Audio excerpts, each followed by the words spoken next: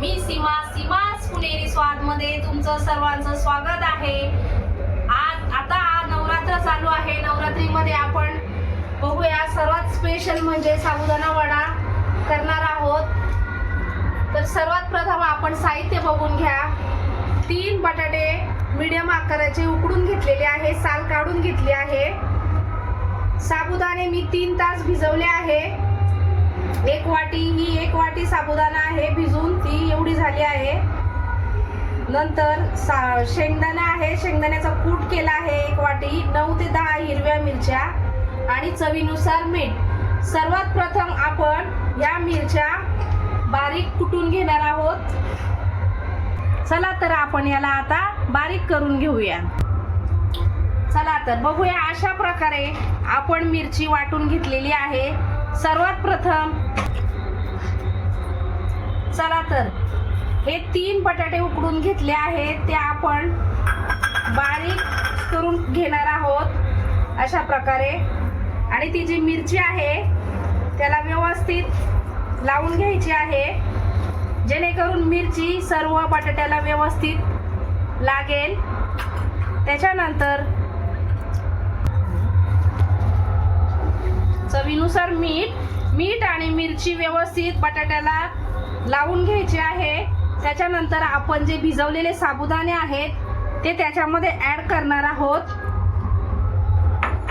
आणि जो शेंगदाण्याचा जो कूट आहे 1 वाटी घेतला आहे तो त्याच्यामध्ये मिक्स करणार आहोत। आता हे सगळं मिश्रण आपण व्यवस्थित एकत्र करायचं आहे, हाताने व्यवस्थित एकत्र करायचं आहे, जेणेकरून बटाट्याला जी मिरची लागली आहे, बटाटा आणि साबुदाणे व्यवस्थित एकत्र करून घेतले की त्याला मिरची छान लागते आणि वडा केल्यावरती ती खायलाही खूप छान लागते। आता आपण हे सर्व मिश्रण एकत्र करून घेतलं आहे वड्याचं।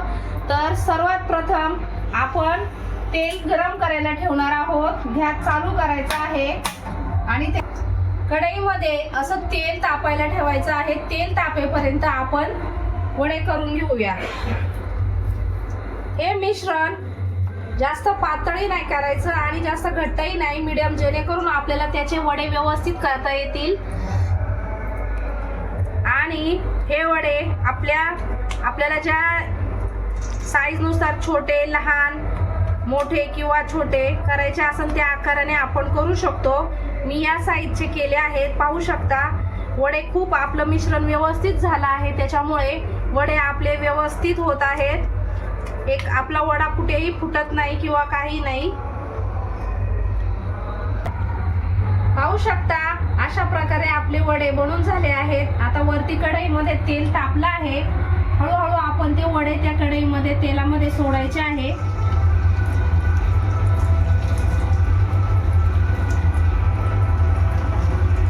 वडे सोडताना जरा हळू सोडायचे आहे, जेणेकरून ते तेल आपल्या अंगावर उडणार नाही याची काळजी घ्यायची आहे। चला तर आपण आता वड्याची एक बाजू पलटी करून घेणार आहोत। पाहू शकता आपला वडा किती छान होतोय, कुठेही फुटला नाही किंवा काही नाही आणि किती छान असा त्याला लालसर कलर आला आहे। गॅस मिडियमच ठेवायचा आहे, जास्त फास्ट करायचा नाही। फास्ट केला तर वडे जळू शकतात। चला तर आता आपण वडे काढून घेणार आहोत। बघू शकता आपले वडे किती छान, कलरही किती छान आला आहे आणि किती क्रिस्पी झाले आहेत, तुम्हाला दाखवते। पाहू शकता आपले वडे किती छान झाले आहेत। चला तर आता आपण चटणी करूया।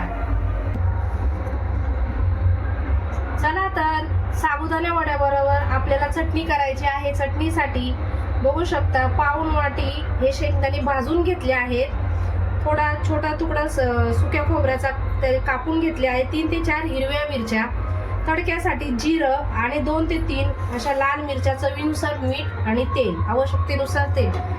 चला आपण हे सर्वात प्रथम खोबरं आणि हिरवी मिरची वाटण करून घ्यायचं आहे। त्याचं हिरवी मिरची आणि खोबऱ्याचं वाटण झालं, एवढं झालं आहे। आता त्याच्यामध्ये आपण शेंगदाणे ऍड करून पाणी टाकून बारीक करायचं आहे। चटणीचं वाटण बघा आपण कसं वाटून घेतलं आहे. सर्वात प्रथम आता आपण तडका देणार आहोत. वरती तडक्यासाठी भांडं ठेवलं आहे. आता त्याच्यामध्ये आपण तेल टाकणार आहोत. तेल चांगलं तापलेलं आहे. त्याच्यामध्ये जिरा, तेल तापल्यामुळे मी गॅस बंद केला आहे. जिरा, 2 ते 3 आपल्याला तडक्यासाठी मिरच्या. पाहू शकता आपला तडका किती छान झाला आहे. या प्रकारे आपण चटणीला तडका देणार आहोत आणि चवीनुसार मीठ टाकायचं आहे. पाहू शकता अशा प्रकारे आपली चटणी तयार आहे उपवासाच्या साबुदाण्याच्या वड्यासाठी. पाहू शकता आता आपले साबुदाण्याचे वडे तयार आहे आणि त्याबरोबर आपण चटणी केली आहे.